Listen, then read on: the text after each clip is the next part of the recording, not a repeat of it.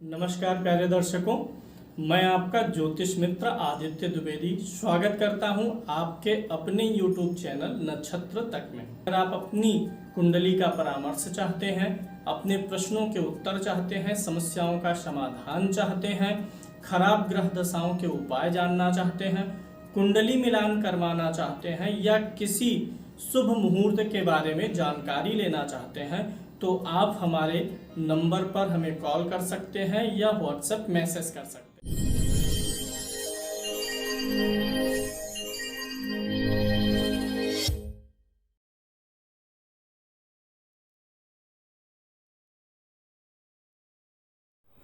बृहस्पति ग्रह धन का कारक है और बृहस्पति का गोचर जो होता है राशि परिवर्तन, उससे लोगों को बड़ी उम्मीदें होती हैं। चूँकि बृहस्पति धन का कारक है तो उसके गोचर से लोग उम्मीद करते हैं कि गोचर बदलने के साथ यह हमें धन प्रदान करेगा।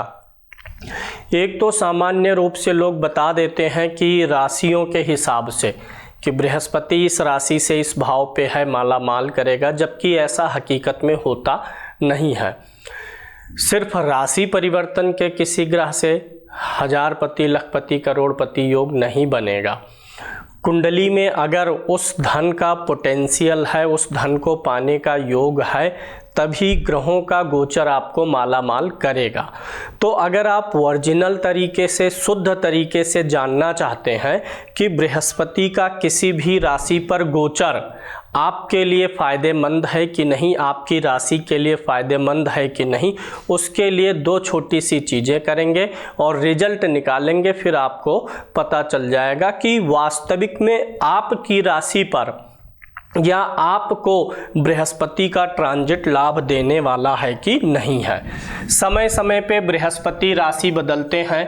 हर 13 महीने में बृहस्पति महाराज राशि परिवर्तन करते हैं और राशि परिवर्तन के साथ ही बृहस्पति के लोगों की एक्सपेक्टेशन बढ़ जाती है। एक मैं उदाहरण ले लूँगा बृहस्पति के एक गोचर का और उसी के माध्यम से आप आने वाले सभी समय की भविष्य में गणना कर सकेंगे। मैं यह कार्यक्रम जब बना रहा हूँ उसी के दौरान का ही गोचर लेता हूँ।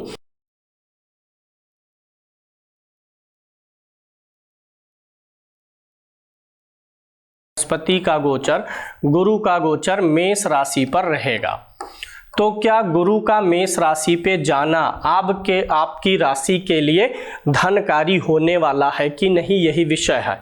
ये तो 2023 की भी मैं बात कर रहा हूँ। इसी प्रकार से किसी भी साल का आप निकाल सकते हैं कि बृहस्पति 2030 में किस राशि में है, 25 में, 28 में, 27 में, 40, 42। सूत्र आपको यही लगाना है कि बृहस्पति मेष राशि पे गया है, वृष राशि पे जाएगा, मिथुन पे, तो आप ही को सिर्फ बृहस्पति का गोचर याद रखना है। तो क्या गुरु जब मेष राशि पर जाएगा तो आपको धन देने वाला है?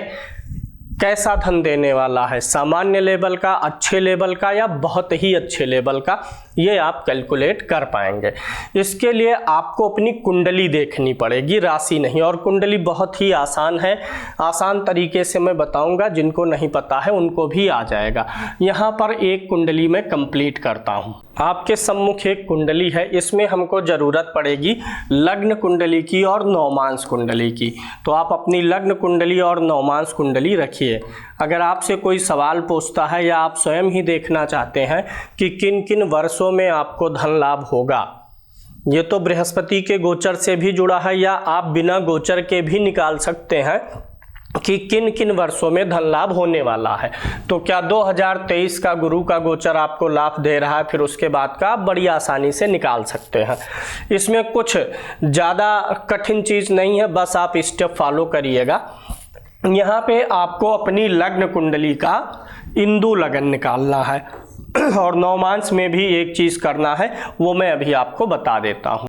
पहले लग्न कुंडली का इंदु लगन निकालना है। आपको करना क्या है, आपकी कुंडली का जो पहला घर है, लग्न है, वहां से 9वें भाव में जाइए। सबकी कुंडली में 9वां भाव यही होगा।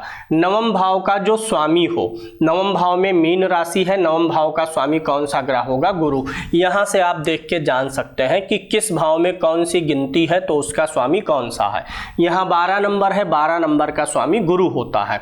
लग्न कुंडली से लग्न से 9वां भाव का स्वामी नोट कर लीजिए और चंद्र जहां बैठा हुआ है चंद्रमा, वहां से 9वां भाव का स्वामी निकालिए। तो लग्न से 9वां ये हो गया, स्वामी गुरु हो गया। चंद्रमा यहां बैठा है तो यहां से 9वां भाव पे जाइए, 7 8 9, 9वां भाव का स्वामी 8 नंबर की गिनती है तो 8 का स्वामी कौन होता है, मंगल होता है। इन दोनों ग्रहों को आपको निकालना है। लग्न से 9वां भाव का स्वामी और चंद्र से 9वां भाव का स्वामी निकाल लीजिए। अब इन दोनों ग्रहों का जब हम इंदु लगन निकालते हैं तो 9 ग्रह जो हैं, इसमें राहु केतु को नहीं लेते, जो 7 ग्रह हैं उनके कुछ कलाएं होती हैं धन देने की। अगर आपके यहाँ पे सूर्य आएगा तो सूर्य आने पर सूर्य की कला 30 होगी, चंद्रमा की कला 16 होगी, मंगल की कला 6 होगी, बुध की कला 8 होगी, गुरु की कला 10 होगी, शुक्र की कला 12 और शनि की कला 1 होगी। ये हमेशा फिक्स रहता है, ध्यान से देखिएगा। अब यहाँ पे हमें लग्न से 9वां का स्वामी गुरु मिला है और चंद्रमा से मंगल मिला हुआ है 9वां भाव का स्वामी। गुरु की कला कितनी होती है, यहाँ पे सूर्य चंद्रमा मंगल बुध गुरु, गुरु की कला कितनी होती है, 10। इसी प्रकार से आप कलाओं को लिख लीजिएगा। ये मैंने क्रम से लिखा है, मैं लिख भी देता हूं। ये 30 सूर्य का है, 16 चंद्रमा का है, 6 मंगल का है, बुध का 8, गुरु का 10, शुक्र का 12 और शनि का 1। ये फिक्स रहेगा, सबको यही लेना है। तो गुरु आया यहाँ पे लग्न से 9वां का स्वामी 10 ले लिया। इसी प्रकार से मंगल आया है तो मंगल की कला कितनी होती है, 6, हमने इसको ले लिया।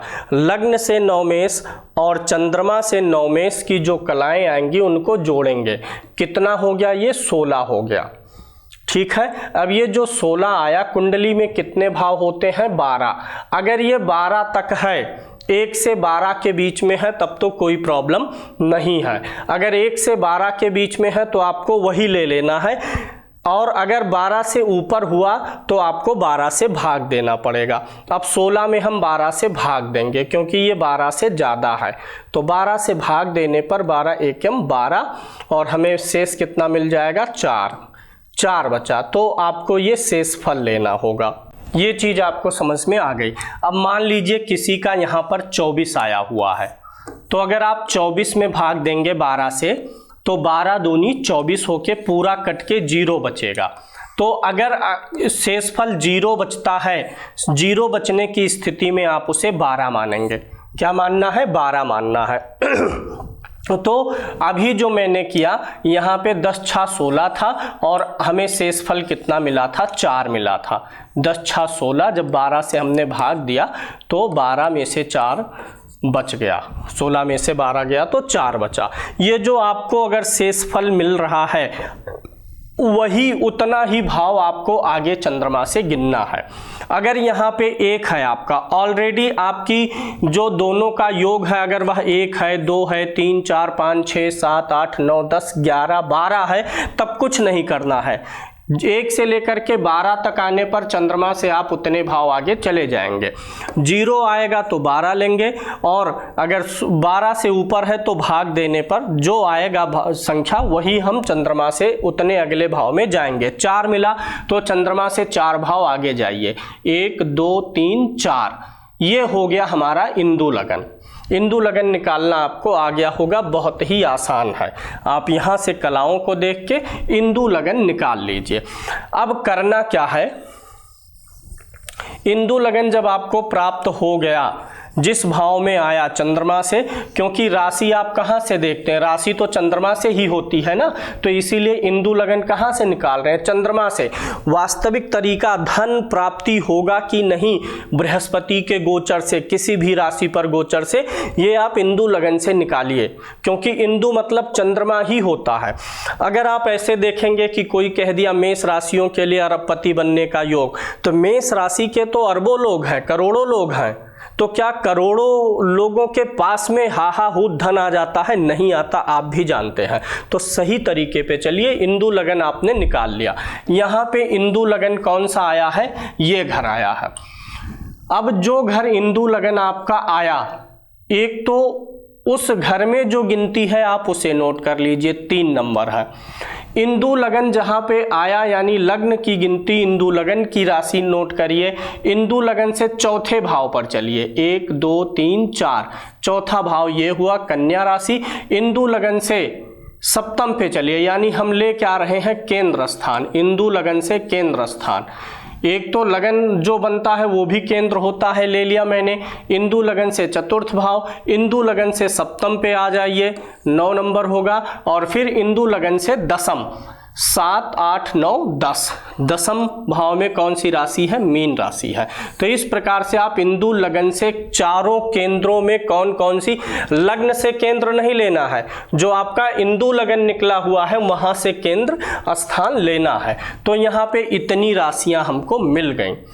अब ये चीज आप जान जाइए, जब भी बृहस्पति का ट्रांजिट गोचर इन राशियों पर होगा, तब तब व्यक्ति को धन ऐसा बृहस्पति देगा ही देगा।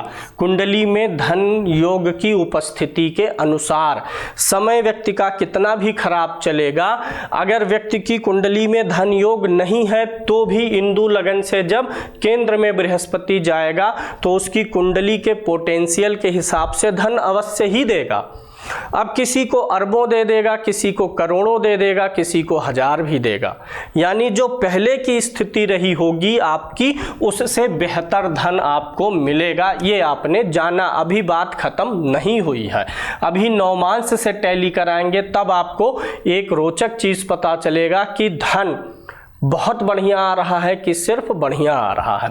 तो इंदु लगन वाली बात समझ में आई। अब आपको आ जाना है अपनी लग्न और नवमांश दोनों कुंडलियां मिला के देखनी है। ये नवमांश है, आप अपना नवमांश देखिएगा, मैं यहाँ उदाहरण दे रहा हूँ और बृहस्पति के गोचर को ही ले रहा हूँ।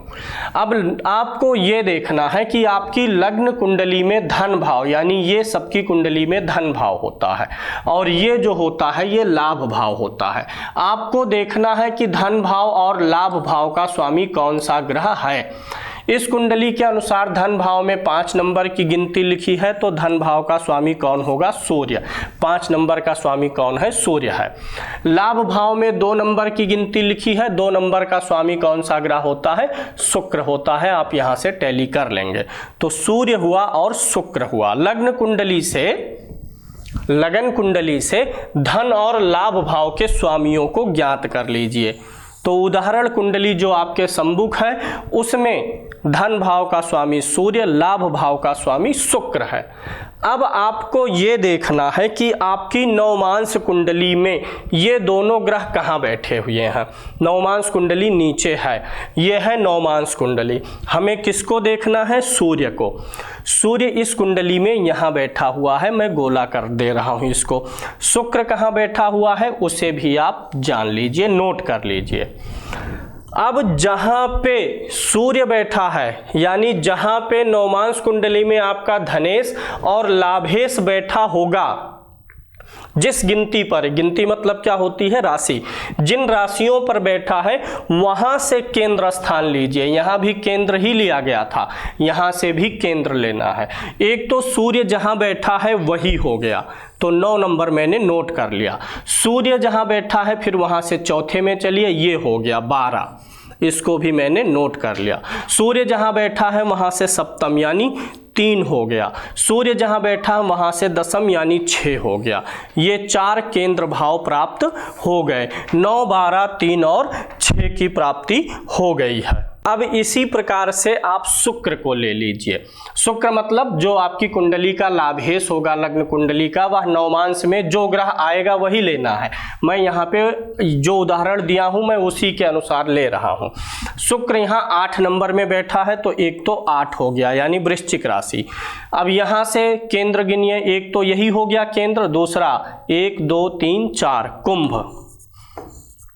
फिर आगे चलिए, यहाँ से चतुर्थ हो गया, आप सप्तम लीजिए वृषभ, और फिर दसम लीजिए 7 8 9 10 सिंह राशि।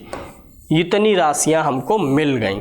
ये 3 तरीके से आपको निकालना है। एक तो लग्न कुंडली से इंदु लगन के हिसाब से, और नवमांश में धनेश और लाभेश जहां बैठा हुआ है वहां से केंद्र स्थान को लेना है। इन राशियों में जब बृहस्पति का गोचर होगा तब तब आपको धन की प्राप्ति होगी। अब यहाँ रोचक यह है कि आपको 3 चीजें प्राप्त हुई हैं। 3 चीजें प्राप्त हुई हैं। अच्छा धन योग कब बनेगा, किस राशि में बनेगा? जो राशि तीनों में शामिल होगी वह बहुत ही अच्छा धन दे देगा जब उस राशि पर बृहस्पति का गोचर जाएगा। यहाँ पे हम देख लेते हैं, 3 इसमें है, 3 इसमें है, लेकिन यहाँ पे नहीं है, यानी 2 जगह से है। तीनों में से अगर 2 जगह मिलेगा तो भी अच्छा मान लेंगे। तीनों से तीनों जगह मिल गया तब आप कहिए कि अब हाहा हो धन आएगा।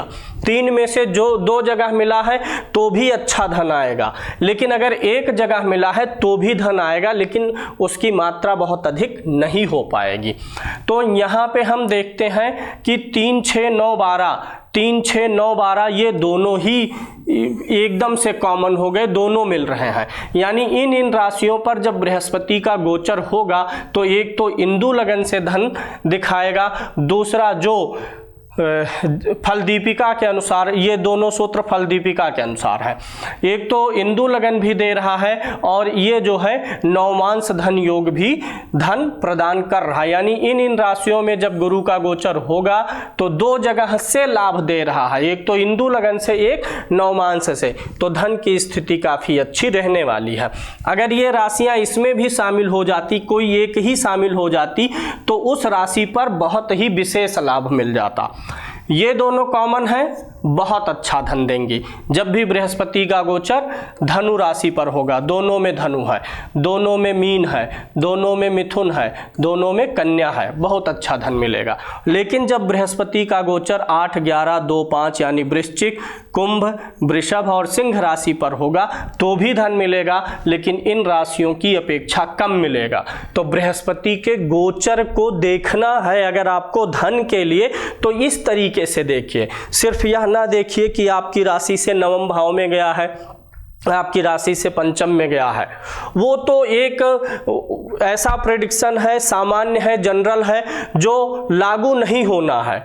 जो लागू होगा 10 लाख लोगों में से 2 4 600 लोगों पर ही लागू होगा। लेकिन जब आप इस विधि से निकालेंगे तो आपको ज़्यादा एक्यूरेसी मिल जाएगी। इसी विधि से आप निकालिए। यानी बृहस्पति जब मेष राशि पर जाएगा, मेष राशि पे अगले साल जाएगा 2023 में अप्रैल को, तो यहाँ पे मेष राशि कहीं नहीं आई हुई है। यानी मेष राशि पर बृहस्पति के गोचर होने से बृहस्पति के द्वारा धन की प्राप्ति नहीं होगी। ऐसा नहीं है कि अगर ये नहीं है तो धन मिलेगा ही नहीं। कुंडली में अन्य योग है, अन्य ग्रह है, अन्य राजयोग है, वो हिसाब किताब चलता रहेगा एक तरफ। लेकिन अगर सिर्फ बृहस्पति के गोचर से देखना है तो आप ये देखिए, अगर उस समय दशा अंतरदशा भी अच्छी चल रही हो और राशियों में ये राशियां आपको मिल जाए तब तो बहुत ही अच्छा है, सोने पे सुहागा है। उम्मीद है धन बृहस्पति के गोचर से निकालने का तरीका आपको पता चल गया होगा। अगर एक जगह से बृहस्पति मिलेगा तो बोलिएगा कि आपको धन मिलेगा, कुछ ना कुछ मिलेगा, अच्छा मिलेगा। जब 2 में मिल जाए तो बोलिए कुछ ना कुछ मिलेगा, बहुत अच्छा मिलेगा। तीनों में मिल जाए तो बोल दीजिए कि इस राशि पर बृहस्पति का गोचर माला माल करने वाला अवसर लेकर के आ रहा है।